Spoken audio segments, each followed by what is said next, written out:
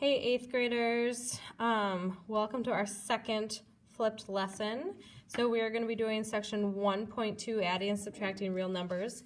In this particular packet, I kind of goofed. I have the wrong notes in there. That's for my other algebra class. So what we're going to do is we are going to just do some in here. If you want, you can put them on the back of your packet. Maybe I'll even kind of do that. So just flip your packet over. There's not a ton of writing. You do have some vocab today. That's real numbers, absolute value, opposites, and additive inverses. There's 4 terms. So here we go. This is section 1.2. This is adding and subtracting real numbers. Basically, real numbers are just your positive and negative numbers. They can also include fractions and decimals, but all of them can be positive and negative.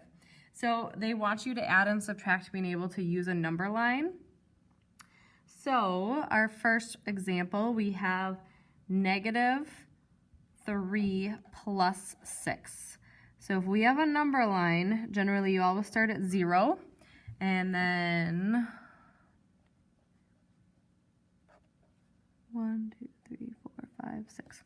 So you start at 0 if you're using a number line, and you're going to go to -3. So 0 to -3. 1, 2, 3. This is -3.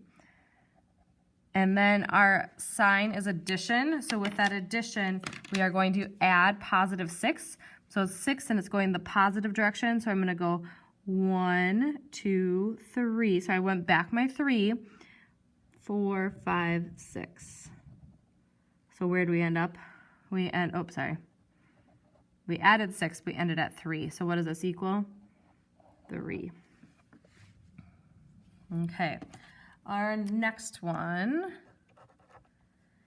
and we get -2 minus a -9. Now, I am someone that every time I see a minus, I change it to adding the opposite, which 2 negatives gives you that positive. So really what this is going to do is we're going to start at 0, and we're going to go to -2. So this is 0, 1, 2, -1, -2, and then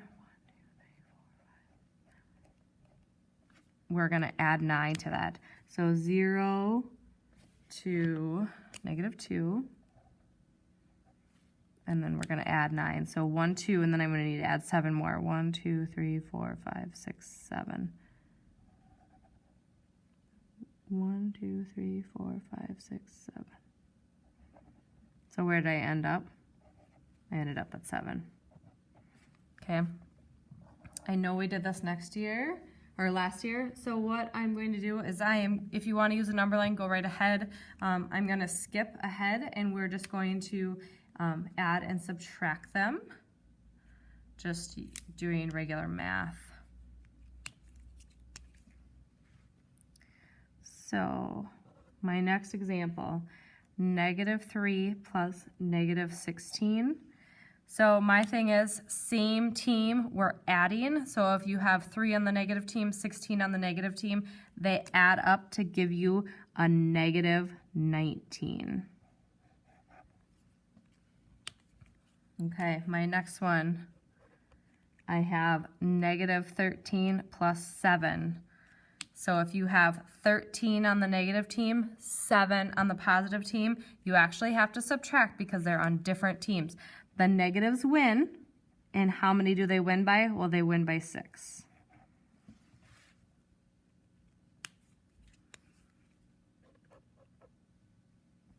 Okay, so when we are given something like a decimal, it does make things a little trickier.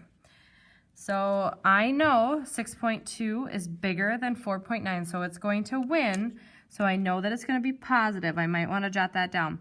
But I can't just subtract these, maybe without doing it like this.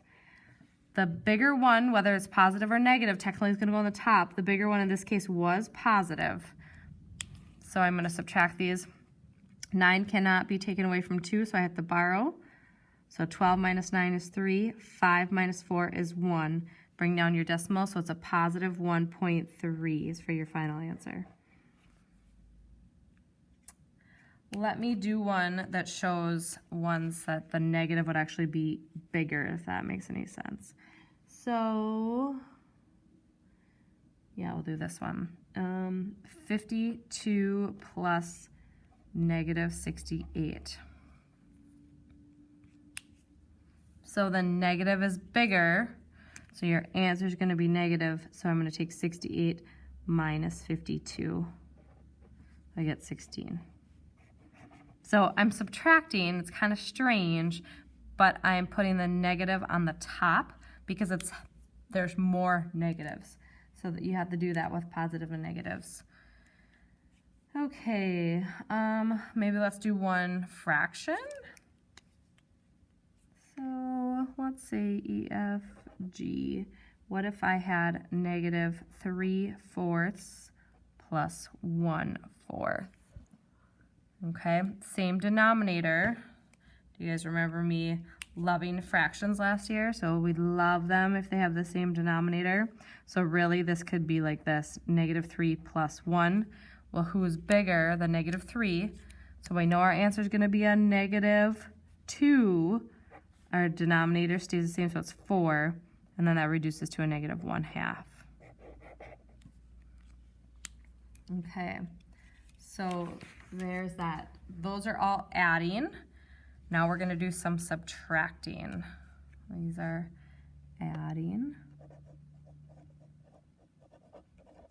Now we're going to do some subtracting.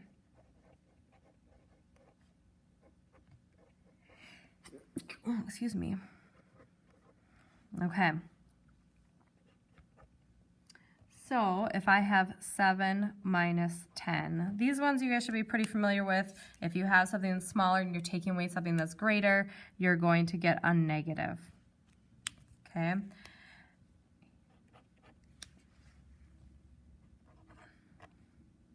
I like to change all of my subtraction problems to addition problems. So for example, if I have negative 3 and I take away negative 12, this is minus minus, adding the opposite. So who's got more? There's 12 positives, 3 negatives. That gives me 9 positives. Just gonna go over here. Negative 1/8 minus 3/8. Okay, so again, adding the opposite, so it's a positive 3, so it turns into a negative 3. You just change the second number. You never touch the first number. These have the same denominator, so I'm going to love them. Negative 1 plus negative 3 is a negative 4/8. Negative 4/8 is negative 1/2 when it reduces. Let's do one more. Okay, so I have 22.5 minus a negative 4. Again, you're adding the opposite. So instead of subtraction, I'm adding the opposite of negative 4 is positive 4. So this turns into 22.5 plus 4. So it's 26.5. So remember here, the big thing is add the opposite.